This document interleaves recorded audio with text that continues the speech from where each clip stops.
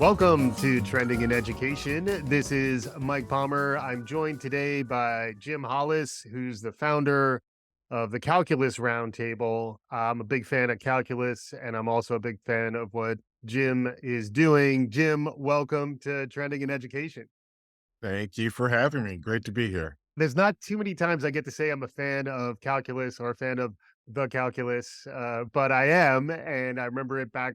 Shout out to Cliff Hordlow, my math teacher extraordinaire, taught me calculus in high school. I was lucky enough to go that route. You founded something really interesting. It's not just about calculus, it's about mentorship, connecting into the community. I'd rather hear it from you than from me. Can you catch us up on your origin story as a learning professional? Great, sure. We were just talking about calculus and our love for it. And I started in education as a researcher. My background is in economics, and I Mm, started looking at the cost of inequitable schools and did a mm, lot of research in that, a lot of wonky stuff in that area. yeah. I'm like, what am I doing here getting a nosebleed in this ivory tower? I really wanted to work with kids, didn't I? That's what I thought I was going to be doing. Mm, And some of the data that we were collecting at the time in the San Francisco Bay Area, in fact, in the 9 counties that surround the Bay Area, at the time, there were less than 100 African Americans enrolled in a calculus class. wow. And it's one of those wow, but surprising and not surprising at the same time. And even though I love calculus and higher math, and I think it's important, I recognize, as we all do, that not everyone has that pathway. But what that told me, Mm, more a barometer on the school system mhm. than what's on the student. Like, why are there so few students in these higher level classes? And you have to know somebody to know somebody to know somebody. Yeah. It's one of those first glass ceilings of what knowledge is held away from people. So Mhm. I thought about that as a great indicator as an econ major of like, look, if we can change this opens up a lot of possibilities. And that data point in itself made me see a lot of the inequities in schools of how kids get to higher level courses Yeah. and not being an educator by nature or nurture even really. But I remembered when I went to high school, my parents had just gotten a divorce and we moved from the Bay Area to Seattle. And I'd always been a nerd, which I still am proudly. And my mother couldn't take me to the school. She's like, take the bus. Here's your transcript. You're old enough to go by yourself. Yeah. And I went up there and I never thought about this until I got into education, but I gave my counselor my schedule. He wrote down the classes, he handed back to me, and there was no math. Mm, I'm 14 years old. Okay. yeah. Yeah. And I was like, I think you made a mistake. There's no math on it. And he said something that really changed my life and got me to this point here, which is, oh, you have enough math to graduate now. You don't need any more math. Mm, mm, And I was like, nah, you better put something on there because my mom will never yeah. believe, this Right. is my mom, that ain't for me. Right. By that age, I was a serious mathlete. I was I was because like extracurriculars, I was like, "Wait, I could have more math I could do more math by sticking around longer," so it does take all kinds, but it is interesting that just the contrast in terms of, for me, the opportunity for, like, enrichment, like, doing extra, whereas for you, they're like, "You've met the requirements, no more math for You you." Yes, yes, and he thought he was doing me a favor in Yeah. some way, so it does bring up one of the areas that I really am passionate about, which is the prejudice of low expectations of all Mhm, kinds of mhm, students, mhm. and how that's why we call the organization Calculus Roundtable. It's not necessarily about every student learning calculus, but it's about raising that bar Yeah. because as we know, students will achieve to the exact bar that adults set for them. Mhm. Now we try to raise that bar up and we've been somewhat successful over the years, humbly said. Yeah, yeah, exactly, and through some tumultuous times as well over the Yeah. last few years. Your model is interesting in that there's peer-to-peer learning. You're also connecting with a broader cross-section of students. Can you explain a little more how the roundtable works? Yes, sure. It works. Everything we do is data driven. And because I'm a nerd, geek around And data. an economist too, so, like, it kind like, it is all, You and gotta yes, have it. and I know about the calculus in it does make sense as a field because there's plenty of calculus in economics, yeah, There very much is. And, students need to sort of see themselves in the work, not just drill and kill, as they call it. And having mentors and older people who are within that same field who look like the kids we serve yeah, gives them a recognition of their own confidence. Like, oh, I can if Reggie, and it's not like the vice president of Google, it's Brian. Like, I know right, Brian. Brian's a cool dude. I can right, do, you know. yeah, So make yeah, those personal relationship, which is what you learn in grad school, really anyway. Don't tell anybody, right? It's like right, how to connect with people and keep those connections around you mhm, builds the ecosystem necessary for kids to really achieve. And the data shows this, that if kids of color, really all kids, but particularly kids of color, have a teacher of color before the fourth grade, they have right, a 30% chance higher of graduating from college just from that. And mm, really, when you think about it, it's not just kids of color. We bring that up because it's a data point, but why do people become dentists? Because their uncle was a dentist or right, their, like, they're familiar with that environment. mhm, And to bring that to underserved kids is the goal, the mission, the joy that I have in this organization. And to see kids, we took some kids who were in Richmond, California, who were from the hood, yeah, oh, deep in the hood, and from the public housing projects. And we have a program called Think Like a Game Designer, mm, where I actually work with video game designers and test things and go through the critical thinking. And we bring the math and, oh, that's the XY coordinate you have to move your character, blah, blah, blah.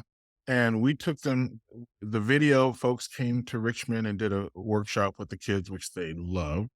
And then about 4 months later, we went to San Francisco to the headquarters, and I just get goosebumps thinking about this. The kids were like, "Oh, is that a," not only had they not been to San Francisco, they were like, "Oh, is that an elevator?"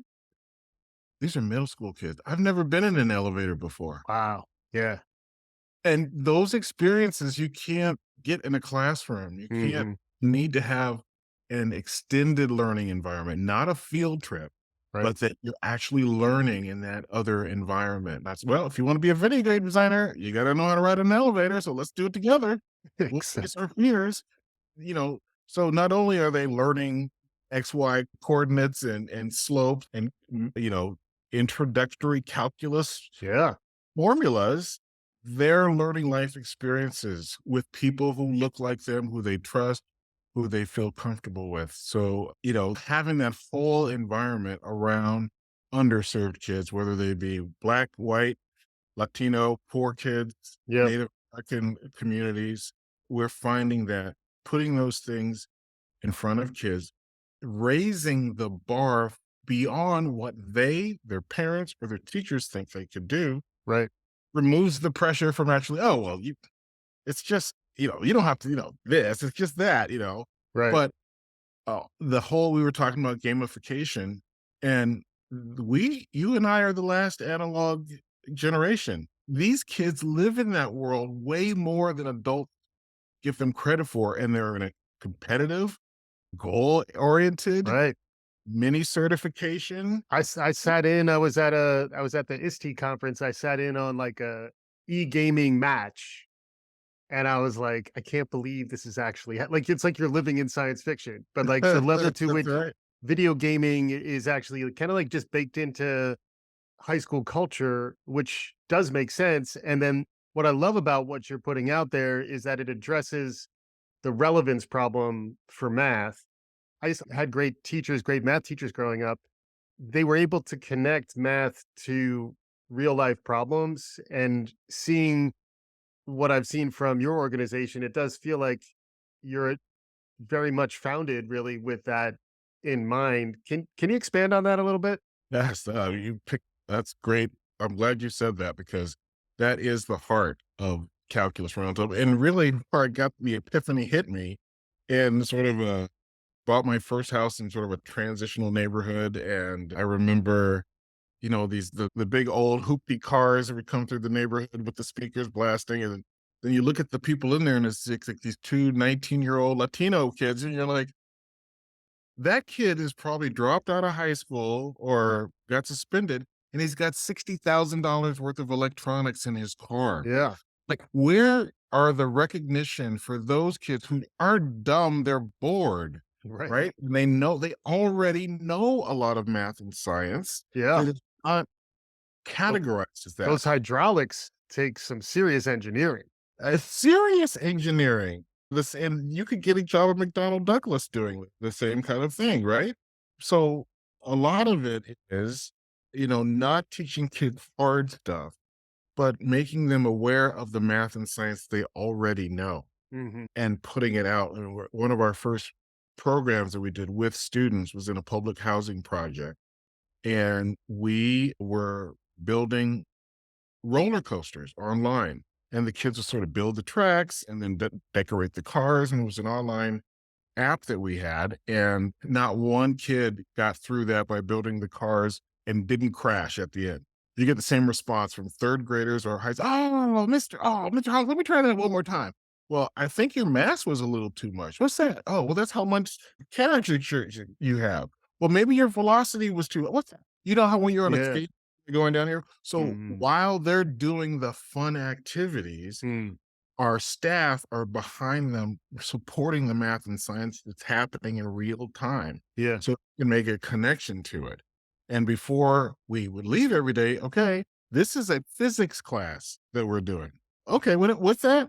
I thought this was roller coasters. Yes, it's the same thing. Right. And when they went home to their parents or their parents picked them up, what were you working on today? Oh, physics. What? And then they realize this sort of like, "Oh, I'm actually doing this." Hmm. And that level, even at the beginning level, the level of confidence that they have it changes their whole attitude towards math and science. Yeah. It's almost the in group, out group thing. Even the whole, Barbie, which I still haven't seen the Barbie movie. I hear great things, but the whole Barbie saying math is hard, like the implicit low expectations that you're describing. Like, how do we start to flip the model in Yes, interesting ways? The other element of flipping it is the peer to peer and, less of a, I still remember back teaching at Kaplan, one of the nice things was like I wasn't grading people. I was trying to help them perform and, knowing when to help and also when to get out of the way. It right. does seem like that's kind of baked into how you operate. Can you describe how the team works together and how in some ways, Yeah. I think you give students some agency in the process? You really have done your homework. This is very good. I'm taking you on the road with me. This goes to the cultural competency level that we bring into our work. And it's often difficult for educators, with history. Oh, we can just do a book on this person or do this, or even in science, they might say, well, here are the famous scientists in African American or Latino scientists. And you're supposed to look at that one person and sort of see yourself in them. Mm, But the real competency is when you see yourself doing it with your peers in real time. mhm, And I read a wonderful book, you might have heard of it, What Would Google Say? I mm, think it's called, and just thinking about all the things that they do in Google that if you did it in high school, you would be suspended, like working in small groups, moving over here, making decisions on your own, not yeah, looking for so mm, having that environment and kids don't know how to study anymore in groups. mm, So that's another skill of like working together and not and celebrating failure. mm, That the idea of math and science is getting it wrong 20 times to get it right one time. So yeah, that is part of the journey and making that fun and celebrating failure in creative ways, asking open-ended questions that everyone can answer mhm, at the same time regardless, and not sort of some of those techniques that came from the space race of like, who can raise your hand the highest first right, to right, know everything so we can separate you out and mhm, isolate everybody else, but not having, sort of the group coming up with decisions together gives them an ownership of the knowledge. It's not somebody else's knowledge, it's their knowledge. yeah. It's interesting when you're talking to, it does make me think about how the technology to deliver online is changing and, Yes. AI is coming online. Good job by us. We made it this far without talking about AI, but it is 2023, so we have to do it.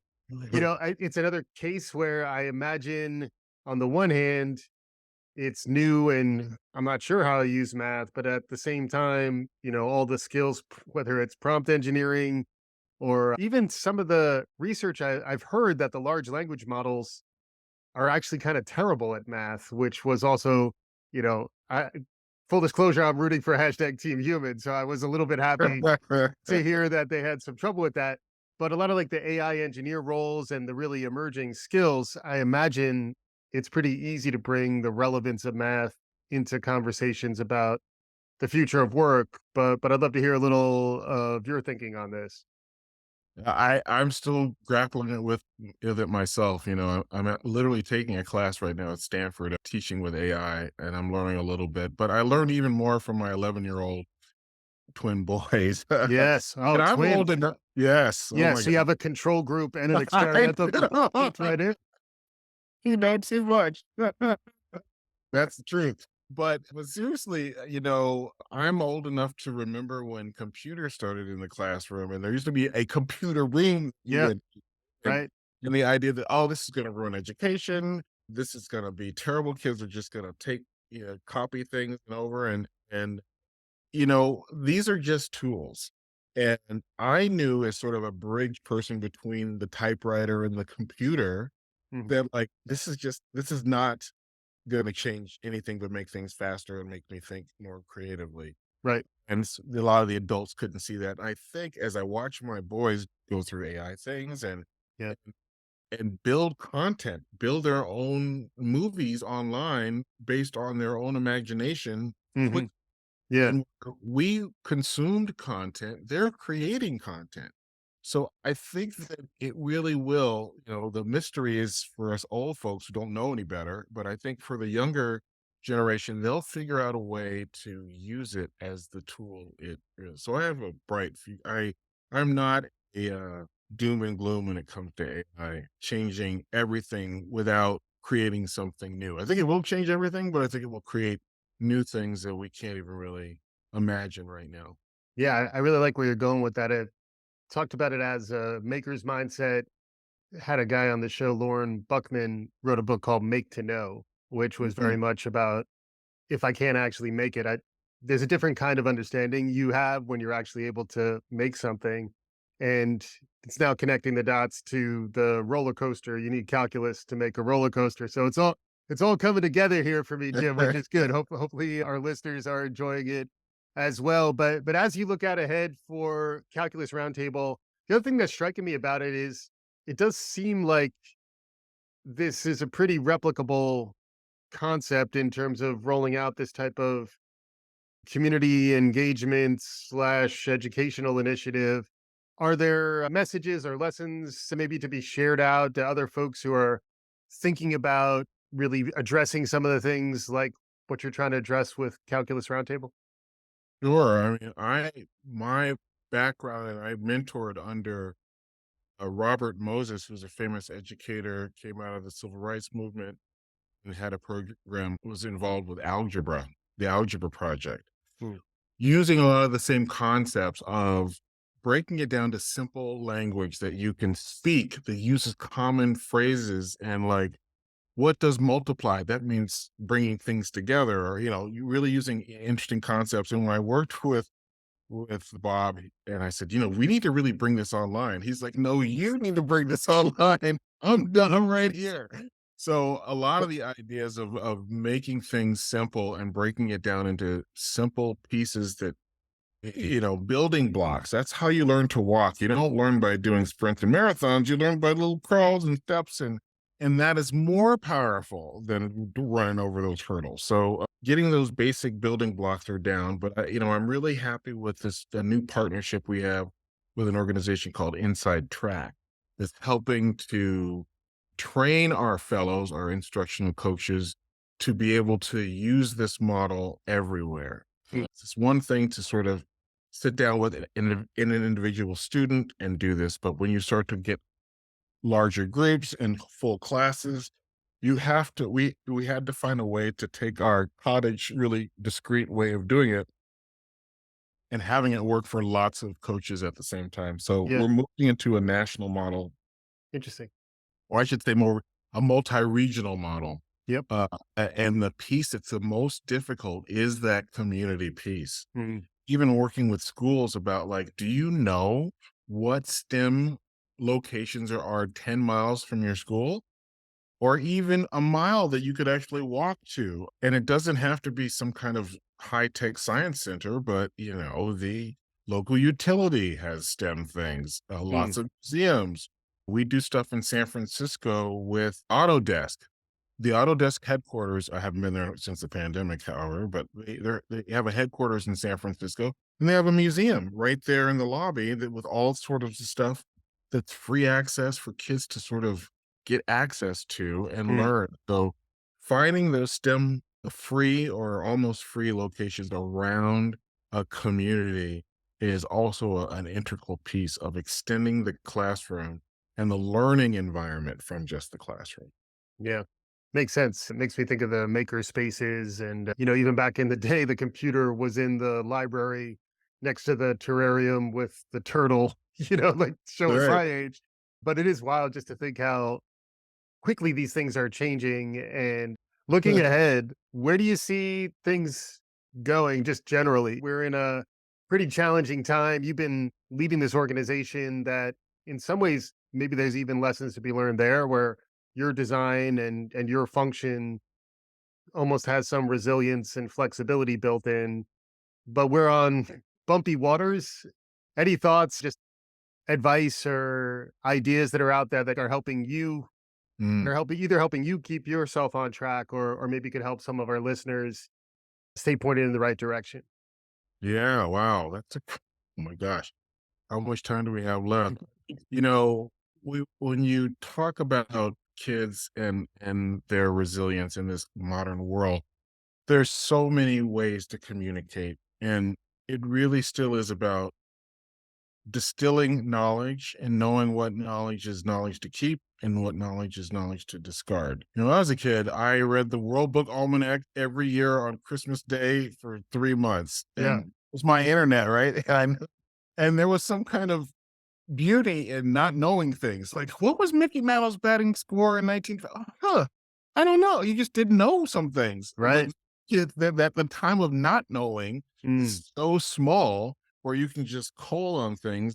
So, I mean, I'm really interested in like just how this sort of world is changing the new brains and neural pathways and what that's going to bring to the game, and interested in a lot of the sort of, really geeky when it comes to the biotech and that field. And even I've been really looking at sort of slime mold and the sort of the micro knowledge of organic animals. interesting. Any of that stuff, but just different forms of how knowledge is processed. Mm.